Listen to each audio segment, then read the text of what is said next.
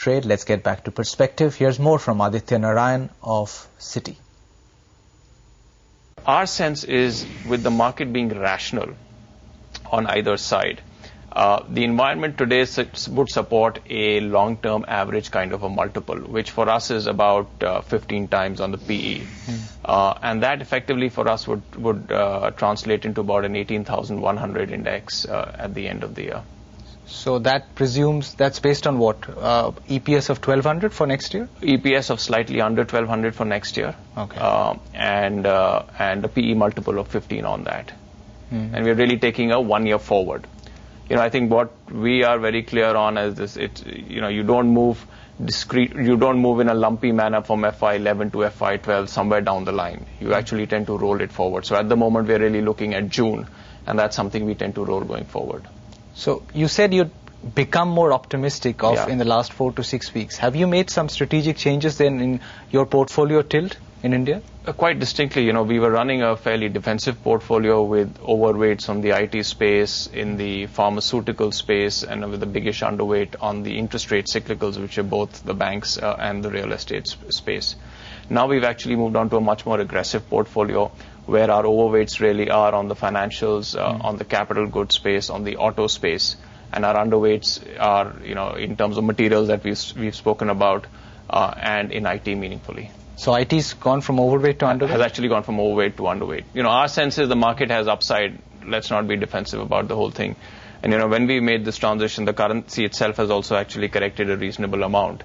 It could well weaken further in the interim, but it's not as if we are catching, we are, I think, in many ways catching a decent level. So you think autos can do well even from here on? Because there is a lot of skepticism in the market on that. In our sense, a mix of a macro variable that's turning in your favor, which is rates, which are expected to go up, and now the expectations have tended to moderate, and the fact that there is real demand that you're effectively seeing on the ground there. To that extent, that's a sector we're prepared to play on a little bit longer. Mind you, that was a sector we had as an overweight even in our defensive portfolio, simply because we had a fair amount of comfort in demand. And our sense then was you needed to actually see stuff selling before you actually backed it.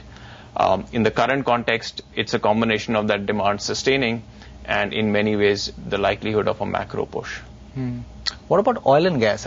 What do you make of the recent developments on Reliance, for example? Does it really open up, in your eyes, a lot of opportunities for Reliance? I wouldn't want to get into the stocks per se, but, our sense is Reliance is a neutral weight as far as we are concerned, and it doesn't change, and that's really a bottom-up stock call that we effectively have.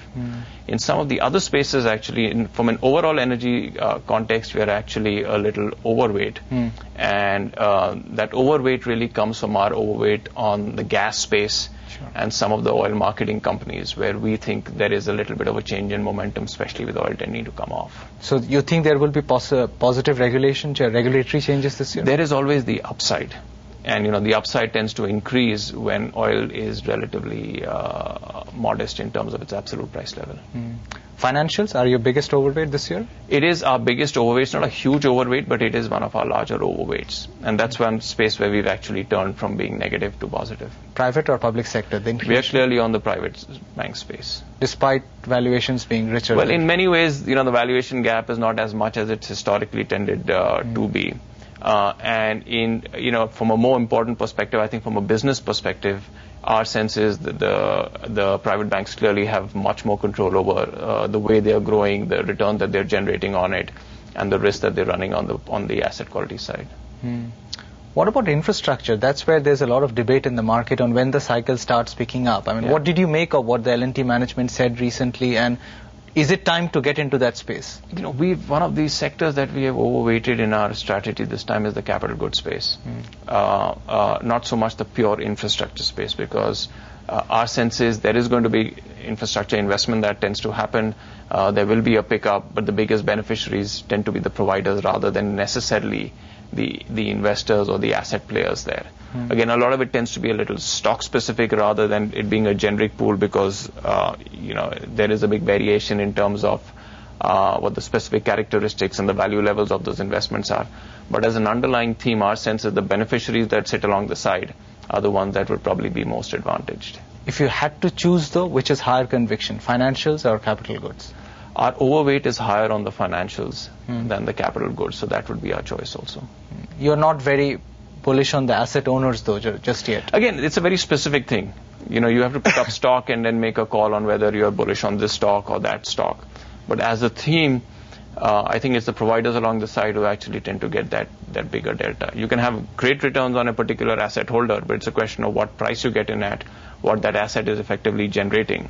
And you can at the same time, you know, have a big asset that you actually get hold of, but the economics mightn't justify the stock prices.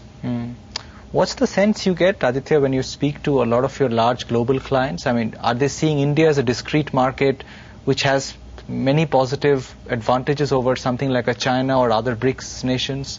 I think in many ways you are seeing, and I think one of the reasons why you've had so much flow, and in some senses India has actually outperformed a lot of these markets over the last 6 months, has primarily been because India is being viewed in this light, that the macro risks have, you know, have kind of played out, and people have been very clear about what the macro risks are and what the policy impacts could be, and what is the domain of policy making in many ways. So I think that combined with the fact that that businesses have effectively done well, corporates have effectively delivered, and the third fact, which is corporates are actually pretty optimistic across the board while being rational. So if you combine all of these, my sense is I think there is a fair amount of bullishness on the Indian market by and large. Do you firmly believe that we remain in a sort of a quasi-bull market? Are you convinced about that? Yes, you know, at the global strategy level, which is, and a lot of our strategy flows through from that perspective too, the theme is really grind higher, which is in the early part of the year and towards the end of last year, you actually had earnings come through. Now, you had the markets come through, now the earnings have started coming through, and now is the grind phase where for markets to get support in a certain amount of push-up, you effectively require the earnings to come through and growth to come through. And at a global level, we are really looking at global indices going up about 8 to 10% from here. So grind higher as opposed to gallop higher? Or, you know, shoot up higher or leap higher. But not too much downside or too much volatility? I think volatility in some senses is, you know, will tend to be a little higher because there are so many things that are going on, and nobody knows what the government responses will be, what the impact on flows will tend to be, and what it does to confidence in some ways, both at corporates and at the consumer level. But from an overall perspective, there is a sense that, you know, people are aware of the issues there. And to that extent, it is in some ways, along with the uncertainties, it is a reasonably balanced environment. Is there any India-specific risk that your large investors talk about when they talk about India, or are the risks perceived to be largely global or external in nature? I think they tend to be external, just the fact that the Indian market has been supported a lot by flows. You know, there's been much more global money than domestic money in this market over the last 6 to 12 months. So to that extent, the risk on flows tends to be a lot higher. In terms of pure businesses per se, you know, it's never been the case, and I think that is something the markets are reasonably well aware of. So the flow risk is there. If the outflow risk is there on markets, if there is no flow that happens for 2 years in terms of no primary issuances, then where is the capital? That would be a more structural kind of risk that people are looking at. But from a specific perspective, I don't think there is that much of a risk. The fiscal deficit is something that has tended to be a risk. And at points in time, it plays out, especially now when there are so many economies that are facing stress with fiscal issues. But otherwise, I don't think at a delta level, I don't think there's anything that people are really looking for specifically in India. Between Indian macros and Indian micros, what gives you more comfort today as a strategist? I think the micro gives more comfort, but at the end of the day, it is the macro that is turning. So that gives you the delta from a market performance and expectation perspective. So incrementally, the macro is more positive? Incrementally, the macro is what is going to drive the market. You think India has a good chance of outperforming emerging markets if there's a generally bullish kind of trend in emerging markets in Asia? In many senses, yes. The slight caveat is, we try to do some work on it, is suppose the risk trade were to come back meaningfully, in terms of money chasing risk assets. I think India does well along the way in the first part of that risk trade playing through.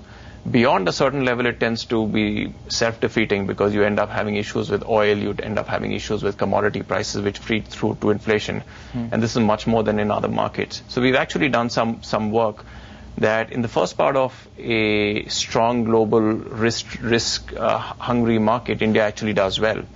But from an overall perspective, it actually underperforms some of the other emerging market economies. And in some measure, the big comparables other than China would be Russia and would be Brazil. These are economies that go straight up with commodities.